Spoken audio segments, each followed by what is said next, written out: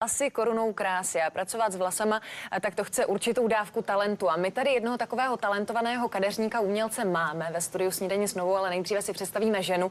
Je jí Lucie Záhorcová, pořadatelka akce Kadeřník roku 2013, téhle soutěže. Dobré ráno.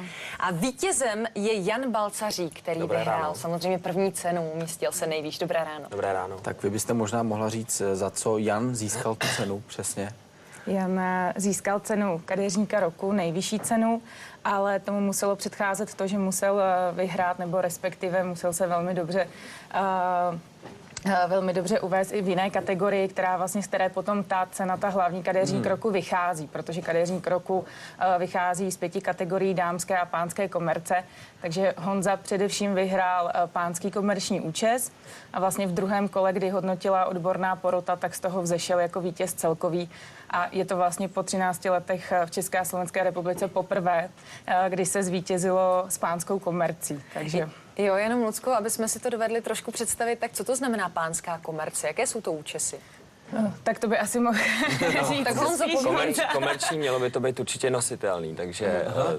Takže to není takový ten úlet... Neměl by být, někdo se toho vlastně i jako nedrží toho pravidla, že by to mělo být nenositelný, ale je to v základu takhle, že by to mělo být nositelný a měl by tam být i více druhů těch účesů, aby to jako zaujalo tu porotu tím, že to je rozmanitější. Víceméně by to mělo kopírovat ten trend aktuální, ale zároveň něco, co prostě se dá promítnout do toho klasického života. A jaký je trend aktuální teda, co se týče pánských komerčních účesů? No, je to hodně variabilní. Já jsem vlastně, když se mě lidi ptali na inspiraci, kterou jsem vlastně bral, tak jsem ji hledal v Londýně, kde ty lidi vlastně nosí všechno. Jo, upravený, neupravený, spíš takový, jako, ale stále možný, aby to bylo. A kde se vzala ta myšlenka přihlásit se do soutěže? Přihlásil jste se sám, nebo to udělal někdo za vás? Ne, určitě jsem se přihlásil sám a já se účastním vlastně už po 4 roky této soutěže. Je to vlastně takový top, co můžete v kadeřničtině dosáhnout, takže... A konečně to vyšlo. Konečně to vyšlo, no. Jak to vlastně probíhá celý ten proces toho přihlašování? Můžou všichni kadeřníci z České republiky, muži, dámy, prostě jenom, že se přihlásí na to velké finále, nebo musí nějaké postupové kroky učinit? My jsme se zrovna včera smáli, že první e-mail, který proběhl mezi mnou a agenturou, byl 2. května 2013. Takže ta soutěž opravdu trvá rok a má několik fází. Ta první fáze je otevření soutěže, to znamená, to je spíš práce na naší straně, kde se připravují pravidla, potom se to vlastně pustí do světa. Ta soutěž je nezávislá, takže se můžou přihlásit všichni kadeřníci bez ohledu na to, s jakou značkou pracují. Takže opravdu kdokoliv, muži, ženy, Čechy, Slovensko.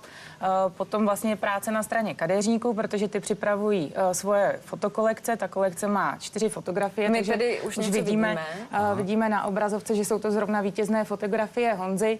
S tímto fotosetem se přihlásí do soutěže, my to alfanumericky okódujeme a vlastně potom probíhá odborná novinářská porota, která hodnotí ty kolekce vlastně podle těch alfanumerických kódů, takže je zajištěna naprostá objektivita, vlastně ta porota neví, kdo je autorem té kolekce a pak už je zase práce na naší straně, kdy vyhlašujeme nominované a připravujeme samotný gala večer. Vy jste říkala Čechy a Slovensko, to znamená, že to je československá soutěž? Je to československá, přesně tak, je to Czech and Slovak Hairdressing Awards, takže je to pro obě země dohromady. A kolik tam bylo celkem přihlášených? My jsme letos vlastně dosáhli rekordu historického, protože jsme měli přihlášeno 99 salonů.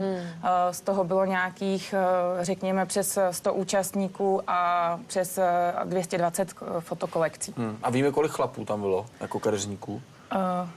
No, nemyslím si, že to je určitě půl na půl, když ty nominace hezky tomu odpovídaly, ale určitě těch žen je víc. Ale paradoxně na druhou stranu kategorie pánský komerční účes byla nejsilnější. Opravdu ten trend tam je a ta konkurence tam byla opravdu vysoká a možná i právě proto z této kategorie se vyprofiloval ten hlavní vítěz. No tak gratulujem, co dodat? Paráda, my jsme viděli ty fotky moc pěkný, škoda, že nemám vlasy. No, popojedeme. Tereza má krásné vlasy, pojďme se podívat na počasí. Drdol, který se nám může hodit v létě, protože přece jenom, když je horko, tak jsme rádi, když máme vlasy svázané, my holky. Já si tady něco půjčím. My si budeme povídat o kadeřníkovi roku 2013 a Karel hledal inspiraci. Já bych brala třeba Karel, tohle střela. Já musím říct, že jsem strašně potěšený, co mi řekl pan kadeřník, protože co vím, tak kadeřníci vždycky raději, teda mě radili vždycky jako podle trendu, aby to bylo prostě platinu ti dáme. Já ti to tady platinu. A konečně někdo, kdo jako řeší i to, jak člověk vypadá, co k němu jde. A poradil mi teda, že to je dobrý, takhle jak to mám. Já bych chtěl udělat tady Yorkshire takhle trošku, když si tím začnu. Ale je to sexy takhle, je to sexy. No jasně. Já teď mám naopak něco, co vůbec sexy není. My dneska řešíme na Facebooku celé ráno. Si to ale raději sundám, jo? Jestli vzpomínáte na to, co vám říkali rodiče, čím vás nejvíc prudili rodiče, tak tady mám jednu klasickou prudu, kterou rodiči dělají. Tady nemám čistý kapesník, ale bych chtěl, tak udělám. Máš to tady šprej? No, tak to dělají babičky. Tak to je jeden ze zásadních problémů, na které vzpomínáte stále pořád dál a dál. Já zase musím jako otec říct, že to taky dělám. Děláš to? Ne. Jako normálně to nedá. A zase to popliveš ten kapesník. Ne. Dneska už jsou vlečený ty obrovský, jo, ale prostě, když je celý zamazaný. A malý to nesnáší a brání se a ty ho šumí. Nejlepší je přijít třeba před školu, kde jsou ty ostatní děti a před všema dětma, před kamarádama. Nejlepší. A dneska už v těch 3,5 letech mi říká hustý, to je trapný. Fakt. No to nějak, nevím, jestli muž je 18 pochytil to nebo po co. tobě, ne? Jak to prostě všechno rychlejš plyne. My se teď podíváme na víkendovou soutěž, která se konala Kadeřník roku 2013. Máme tady organizátorku Lucii Záhorcovou. Dobrý den. Dobré ráno. Kadeřníka roku, to je on, Jan Balceřík. Dobrý den. Dobrý den. A také tady máme Dominiku, která čiše drdol, za chvilku bude vidět, a taky Denisu, která modeluje. No. Tak my vás tady vítáme ještě jednou. Vyhrála se krásná cena, gratulujeme k ní. Co všechno jste musel udělat, abyste získal tuhle cenu? Ono to nebylo poprvé, co jste se do soutěže přihlásil, takže asi to chtělo taky hodně trpělivosti a mít hodně načesáno. Nebo se mýlím? Jako praxi, myslíte? Jo, už asi 8 let to dělám, je to pravda. Vlastně mám rekvalifikační kurz, nemám školu. Mám 3měsíční, takže tu praxi jsem pak získával spíš v té práci, no. A ono to pokus stačí, omyl, praxi jako nejlepší. je. Jasně. Pokus omyl ze začátku, nebylo to úplně slavný, ale nějak to jako šlo postupně. A pro tu soutěž konkrétně co všechno udělat? Jak se nominovat, jak se dostat? Tady hlavně si musíte zvolit nějaký tým, který to fotograf dobrý, aby vám to nafotil.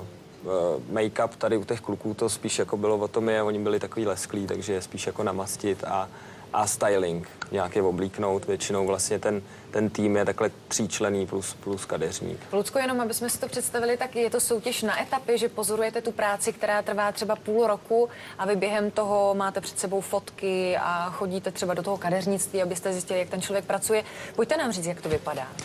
Vypadá to tak, že kadeřníci dodají ty svoje fotokolekce. A na základě toho se A na základě toho, protože my potom svážíme odbornou porotu, která je převážně ze zahraničních vítězů Hairdressing Awards, potom jsou tam známí fotografové, fashion designéři, make-up artisti a ty vlastně na základě těch fotografií hodnotí.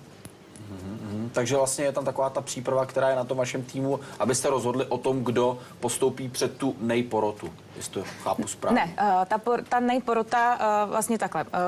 Kadeřník si na začátku musí zvolit kategorii, do které se přihlásí. Tím to vlastně celé začíná. To znamená, kadeřník si sám určí, jestli s tou kolekcí jde. Tak u pánského komerčního je to dost jasný.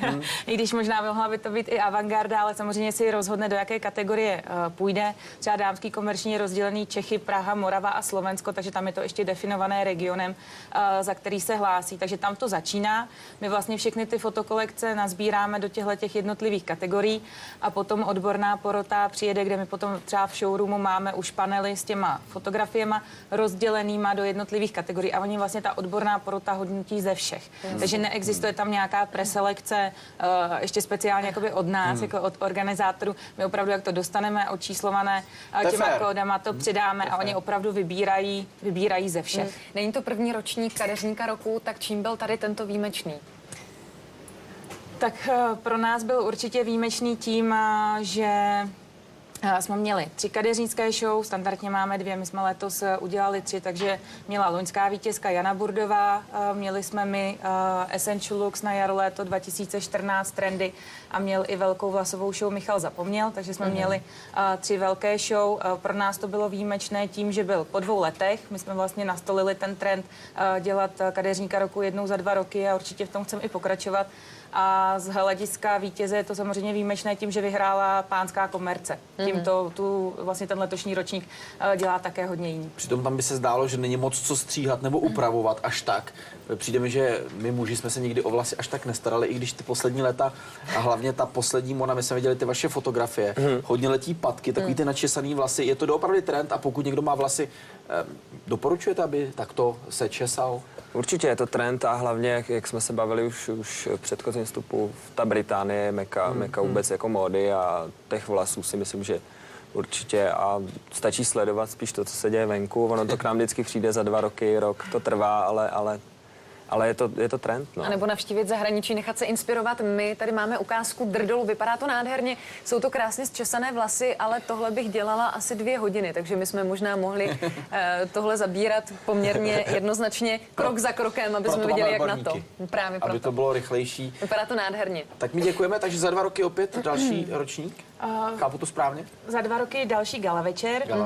Takže nový ročník otevíráme cca přesně za rok. Ten rok to trvá, než se to celé zprocesuje, takže za rok otevíráme nový ročník a za 2 roky se můžeme těšit na gala večer. Budeme se těšit. Díky moc, díky za tuhle práci a hezký den. Děkujeme. Děkujeme na počasí.